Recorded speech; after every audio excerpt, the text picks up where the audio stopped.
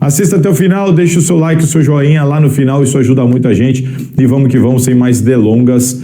A primeira notícia sobre o caso do André Sanches.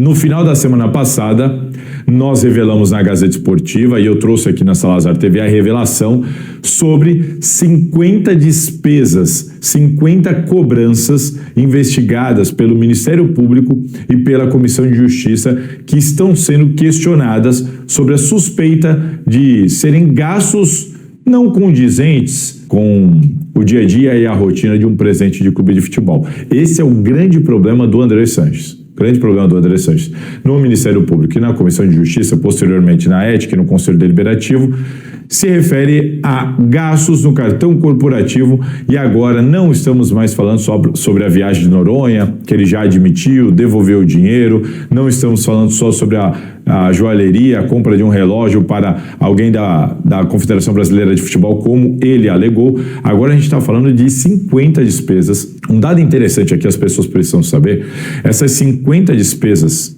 que somadas dão R$190 mil, elas foram averiguadas na reunião da Comissão de Justiça. O Ministério Público já havia identificado algumas dessas despesas, mas não todas, não essas 50. O valor que o Ministério Público estava ali na casa dos R$30 mil que eles estavam investigando e querendo questionar o André Sanches. A Comissão de Justiça se antecipou ao Ministério Público, fez uma averiguação e uma lista de 50 despesas batendo R$190 mil. E eu soube que, inclusive, a promotoria comemorou isso. Achou interessante a maneira, o Corinthians não está parado, o Corinthians também está realmente querendo saber o que está acontecendo, o que aconteceu, querendo respostas.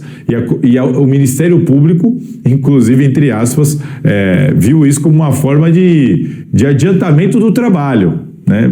Otimizamos o trabalho. O Corinthians já se antecipou a gente e já pegou aqui R$190 mil suspeitos, coisa que o Ministério Público ainda não tinha. Ainda estava num processo de averiguar e ainda não tinha tudo isso listado. Entende? Então, Ministério Público e Comissão de Justiça começaram a fazer, cada um, por causa dos seus motivos, o mesmo trabalho, só que o Ministério Público não tinha os R$190 mil. Isso foi conseguido pela Comissão de Justiça e, claro, como a Gazeta Esportiva revelou essa notícia, o Ministério Público já ficou sabendo, já pegou isso para si, para bater lá com as faturas que eles têm lá entregues pelos Corinthians. Então é importante vocês saberem desse bastidor. Outra coisa importante nós revelamos aqui boa parte destes gastos, e aí questionei ontem a defesa do André Sanches. O André Sanches já falou de cara que está à disposição da Justiça e das comissões, que pode ir lá e responder, e que a Justiça também, se precisar, ele vai lá responder, que ele não quer ficar dando entrevista sobre isso. Mas o advogado dele, o advogado do André Sanches, mandou uma nota oficial para a Gazeta Esportiva e disse... vamos lá, abre aspas. O advogado Fernando José da Costa informa que André Sanches já prestou todos os esclarecimentos ao Ministério Público acerca da utilização do cartão corporativo, que à época, aí, olha a atenção que ele escreve, não possuía regramento específico ou delimitação objetiva de gastos. Como quem diz, peraí, não estava escrito o que ele podia ou o que ele não podia fazer. Isso é uma discussão e é uma linha de defesa dele, não estou falando nem que está certo e que está errado, estou só explicando. De novo, ele, conforme esclarecido, o cartão sempre foi utilizado em benefício institucional do clube. Então, ele garante que sempre foi em benefício do clube, ou seja, que nunca foi para fins pessoais. E aí é que está o problema. Como que prova isso? Ou como que o Ministério Público prova o contrário? Essa é a questão. Continuando, inclusive para aquisição de presentes e despesas de representação. Então ele já admite que usou o cartão para alguns presentes, algumas situações que aparentemente podem não ter relação com o cargo de presidente do Corinthians. Sendo certo que todas as contas foram devidamente aprovadas pelos órgãos competentes. Isso é verdade. As contas foram aprovadas, nunca houve uma cobrança ao André Sanches e isso muito provavelmente vai fazer com que outras pessoas sejam envolvidas nesse caso, tanto lá no Corinthians como também no Ministério Público. O Ministério Público, muito provavelmente, para conseguir levar a denúncia do André Sanches à Justiça por furto qualificado, apropriação indébita, o Ministério Público ainda não sabe o que vai fazer. Para levar essa denúncia, o André Sanches tem este argumento de que, olha, não fiz nada escondido, Eu estava gastando, o clube analisava e não reclamava de nada.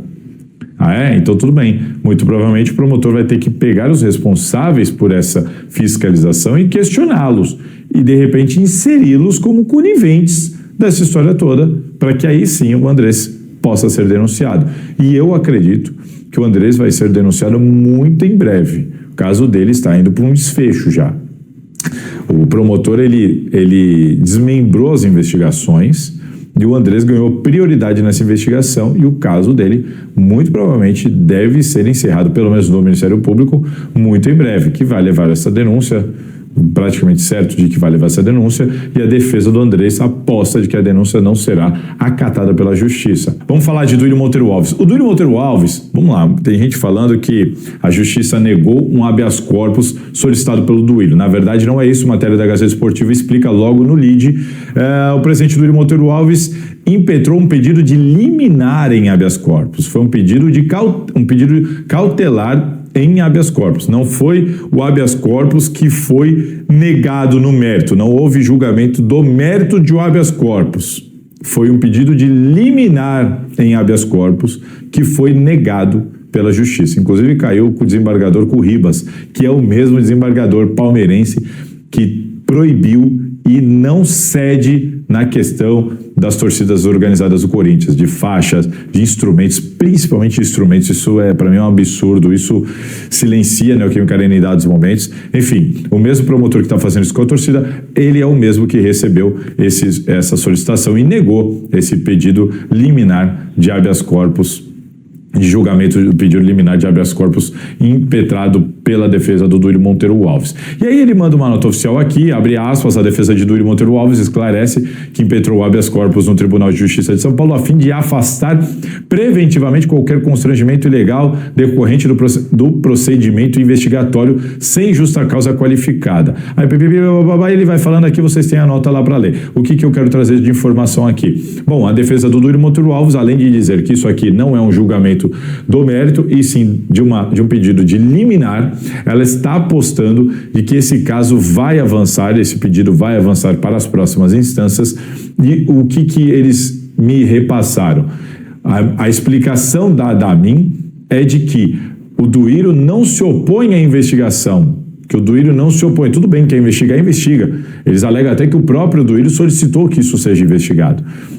Que a ideia não é interromper a investigação. Segundo eles, segundo a defesa do Duílio Monteiro Alves, a intenção e os questionamentos são pelos processos.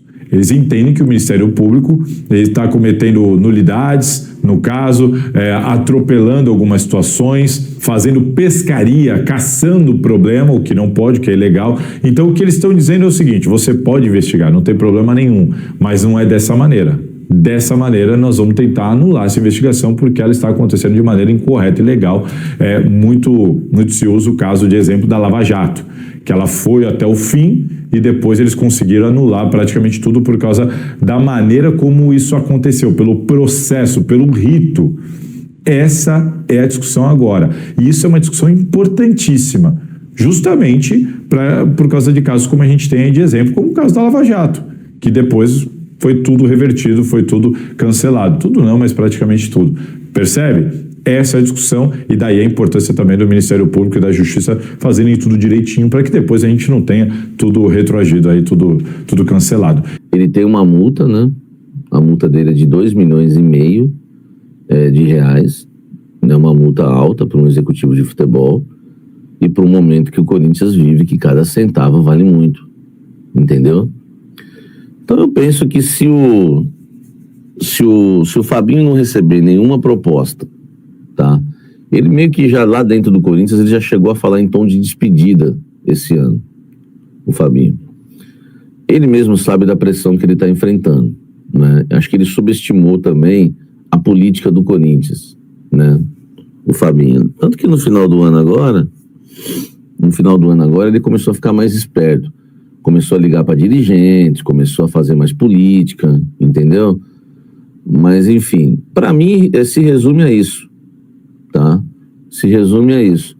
Vai depender do título da Copa do Brasil desse ano. Se ganhar, eu acho bem difícil demitir o executivo, porque, repito, o cara vai terminar o ano com 2 títulos, velho.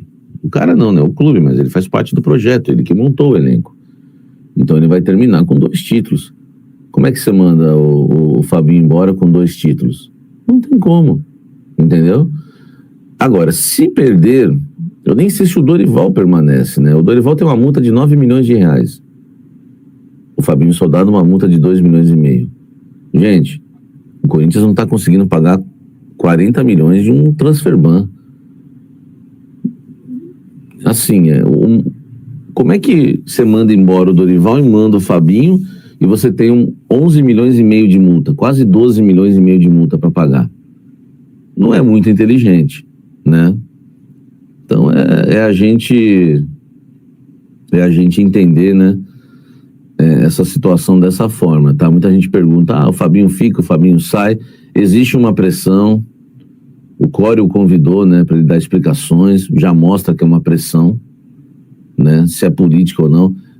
Eu entendo, né, eu vi aí matérias dizendo que o Corinthians quer blindar o Fabinho contra essa pressão política, né, que ele não tem que dar explicações. Para mim ele tem que dar explicações, sim. Entendeu? Porque ele negociou, ele sentou na mesa com o Memphis para negociar números, ele e o Pedro Silveira. É ele que leva os números pro Corinthians. Foi ele que negociou 7 milhões de euros pelo Biel e o presidente vetou. Pô, ele trabalha com os números, entendeu? Então, assim, cara, é uma questão de avaliar, tá? É uma questão de avaliar. Vamos aguardar. Eu não faço campanha pro Fabinho cair, tá? E também não acho, né, que se ele sair acabou o mundo, entendeu? Porque nós vamos ter que colocar um executivo ali. Aí pode ser o Paulinho, que é mais identificado com o clube, né? Pode ser um outro executivo do mercado, tá? Eu queria um executivo que não pensasse como Alexandre Matos, como o Fabinho. Eu queria um executivo que pensasse um pouco fora da caixinha, que trabalhasse com um orçamento mais barato, um orçamento mais baixo, né? É isso que eu penso. Porque não adianta você trazer, tá? Vou trazer o Alexandre Matos. O Alexandre Matos é gastão, a gente não pode gastar. O Fabinho já deu pra ver que ele é gastão. E gasta mal ainda, né? Porque, a gente comprou o Alex Santana, velho. A gente comprou o Alex Santana. A gente pagou 4... O Fabinho fez o Corinthians comprar o Kaká, reserva do Atlético Paranaense, por 4 milhões de euros. Não tava na cara que ia dar ruim. Entendeu? Velho. Isso é inadmissível. A gente comprou o Charles, velho. Entendeu? A gente comprou muito jogador ruim, velho. Né? O empréstimo do Tales com 15 milhões de dólares, 15 milhões de dólares, né? Se eu não me engano. O valor fixado. Velho. Vocês vão lembrar outros jogadores aí. Né? No Félix Torres foi na época do Augusto com o Rubão ainda, né? Eu não vou colocar na conta, né, do Fabinho. Sou justo, sou honesto, tá? Cara, mas tenta lembrar mais quem ele contratou aí. O Héctor Hernandes. Ele contratou um cantor de churrascaria, velho. Entendeu? Tenta lembrar mais quem ele contratou aí, né? Cara, é muito jogador ruim, velho. É muito jogador ruim. Entendeu? Então, assim, o Pedro Raul também não foi ele, tá? O Pedro Raul foi parceria Rubão e Augusto. Entendeu? Não foi ele. O certo é certo, né? Então, assim, cara, é muito jogador ruim. Então, ele contratou Ele contratou o Hugo Souza. Mérito para ele. Só que antes de contratar o Hugo Souza, a prioridade era o Santos. Você sabe o quanto tentou contratar o Santos esse ano de novo para ser o reserva do Hugo Souza? Não conseguiu.